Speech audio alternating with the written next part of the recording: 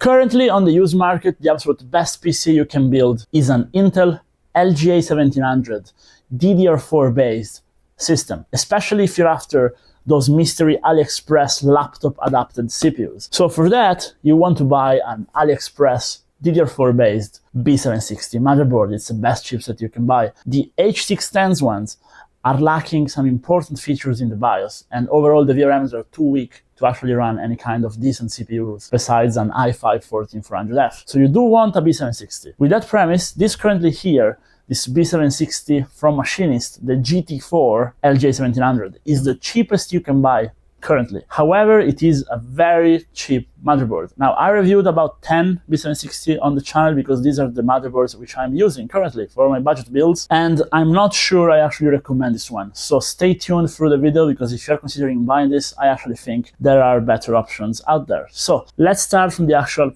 plus side of this. So I was able to buy it for 60 bucks, which is objectively very cheap. However, I use coupons, the full price is about 70 bucks, and we still are just about 10-15 bucks away from a Qingyue motherboard or from a Huanan-C motherboard that, just to start with, aesthetically they are a little bit better, because here we only have naked heatsinks. Now these heatsinks are actually decent. They do their job fine, and currently running a locked engineering sample laptop CPUs, they don't overheat. However, if you're running an i7 power limit unlocked, you need some kind of airflow over those to keep them running. Another thing I dislike is this motherboard is lacking any kind of NVMe heatsink, even though it has 2 NVMe slots as well as an extra slot for a Wi-Fi card, which is very good. And even though connectivity-wise, this is actually a very solid board with 4 3.0 RGB ports, 2 2.0 ones, HDMI DisplayPort out, audio out, PS2 support, and it even has a quite decent connectivity from SATA and the frontal USB standpoint. This is missing RGB support, so you cannot control RGB, you're gonna need an external controller. All the other motherboards have it, even though they have a very bad, usually software, so they're not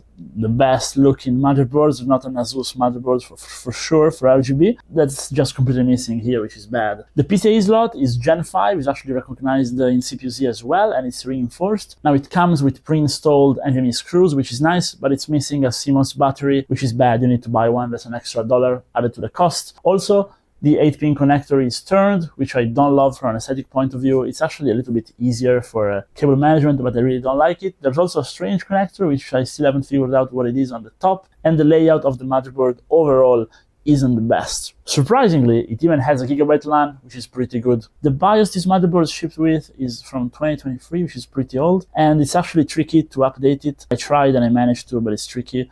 You have to find the BIOS on the original website. The website is in Chinese, it's in an Asian server, it's very slow. Overall, it's not the best. However, it is fully coated white, so in a white build with a big cooler, especially if you're going with an air cooler, which is going to cover the motherboard a little bit. From an aesthetic point of view, it's still going to be fine. And from a performance standpoint, as long as you don't hit power limit, you don't overload the VRMs, this is going to be exactly the same as any other of the motherboards you can find on the internet. So this definitely has a place. I would say you can buy this if you're after just a very budget gaming computer, something with a locked CPU, which you're not planning on overclocking, something where you want to spend the least. However, this is not something I would consider for even a mid-range computer or a computer which you're planning on upgrading in the future, because I find it's very annoying to upgrade your motherboard. You're better off just buying motherboard in case you want to keep in general. Maybe you can slot in a different GPU easily. This is not able to do that. So I would say definitely stay away from this if you're planning on getting a higher wattage CPU, or if you want to do any kind of overclocking. Now you can do overclocking. You can overclock your RAM. You can enable the XMP on a 3600 MHz DDR4 kit, no problem. You can actually tweak your CPU a little bit. I'm not saying you can't do undervolting or you can't do tweaking on it. The BIOS is very ugly.